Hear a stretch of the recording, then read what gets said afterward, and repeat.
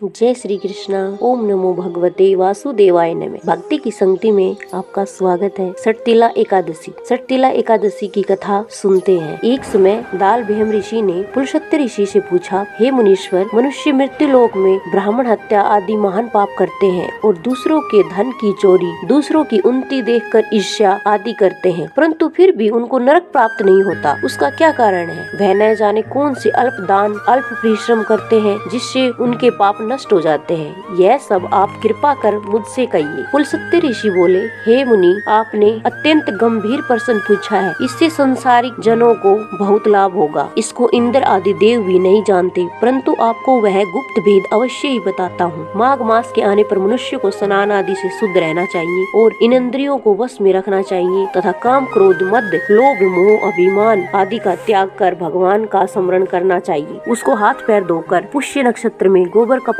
तिल मिलाकर उपले बनाने चाहिए। उन कंडों से 108 बार हवन करे। यदि उस दिन मूल नक्षत्र हो, द्वादशी हो तो नियम से रहे। स्नान आदि क्रिया से शुद्ध होकर भगवान का पूजन कीर्तन करना चाहिए। एकादशी के दिन व्रत करें और रात्रि को जागरण तथा हवन करें। उसके दूसरे दिन धूप दीप नैवेद्य से भगवान की पूजा करें और खिचड़ी का भोग लगाना चाहिए। उस दिन कृष्ण भगवान का पूजन करना चाहिए। उसको पेठा, नारियल, सीताफल या सुपारी सहित भोग देना चाहिए। फिर उनकी स्तुति इस प्रकार करनी चाहिए, हे भगवान, आप ऐशरणों को शरण देने वाले हैं। आप संसार सागर में डूबे हुए का उद्धार करने वाले हैं। हे पुंडरीका, हे कमल नेत्रधारी, हे विश्व भगवान, हे जगत गुरु, आप लक्ष्मी सहित मेरे इस तुच्छ भोग को स्वीकार कीजिए। इसके बाद ब्राह्मण को तिल का दान करने चाहिए। इस प्रकार जो मनुष्य जितने तिलों का दान करता है वह उतने ही सहस्त्र वर्ष स्वर्ग में निवास करता है। तिल स्नान, तिल का उपटन, तिल का होम, तिल मिला जल, तिल का भोजन, तिल का दान, यह सटतिला कहलाती है। इससे अनेक प्रकार के पाप दूर हो जाते हैं। इस दिन नारद जी बोले, हे भगवान, आपको नमस्कार है। इस सटतिला एकादशी का क्या पुण्य होता है और उनकी क्या कथा है, सो कृपा करके कहिए। श्री कृष्ण जी बोले, हे नारद, मैं तुम्हें आंखों देखी सत्य घटना कहता हूँ, ध्यान से सुनो। प्राचीन काल में मृत्यु लोक में एक ब्राह्मणी रहती थी। वह सदैव व्रत किया करती थी। एक समय वह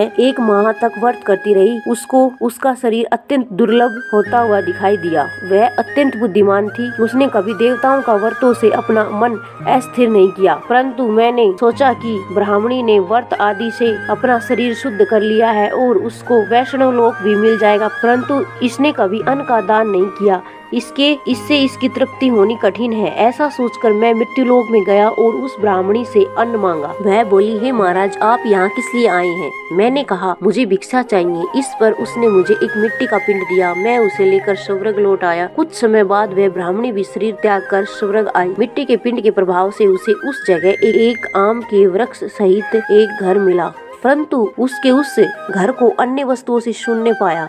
वह घबराई हुई मेरे पास आई और कहने लगी, हे भगवान, मैंने अनेकों व्रत आदि से आपकी पूजा की, परंतु फिर भी मेरा घर वस्तुओं से रहित है। मैंने कहा, तुम अपने घर जाओ, देव स्त्रियां तुम्हें देखने आएंगी। जब तुम उनसे सटतिला एकादशी का पुण्य और विधि सुन लो तभी द्वार खोलना। भगवान के ऐसे वचन सुनकर वह अपने घर गई और जब देव स्त्रियां आई और द्वार खुलवाने लगी, तब ब्राह्मणी बोली, यदि आप मुझे देखने आई हैं तो सटतिला एकादशी का महात्म्य कहिए। उनमें से एक देव स्त्री बोली, मैं कहती हूँ, सुनो। जब उसने सटतिला एकादशी का महात्म्य सुना दिया तब द्वार खोला। तब देव स्त्रियों के कहे अनुसार उसने सटतिला का व्रत किया। इसके प्रभाव से उनका घर धन्य धान्य से पूर्ण हो गया। अंत में मनुष्यों को मूर्खता छोड़ के सटतिला एकादशी का व्रत करना चाहिए। अतः मनुष्यों को मूर्खता छोड़ के सटतिला एकादशी का व्रत करना चाहिए। इससे मनुष्यों को जन्म जन्म में आरोग्यता प्राप्त हो जाती है। फलाहार। इस दिन भगवान श्री कृष्ण की पेठा, नारियल, जायफल, सुपारी आदि से पूजा की जाती है। इस दिन तिल पट्टिका सगार शास्त्र अनुसार लिया जाता है। जय श्री कृष्णा कथा संपन्न करते हैं। हरे कृष्णा हरे राम।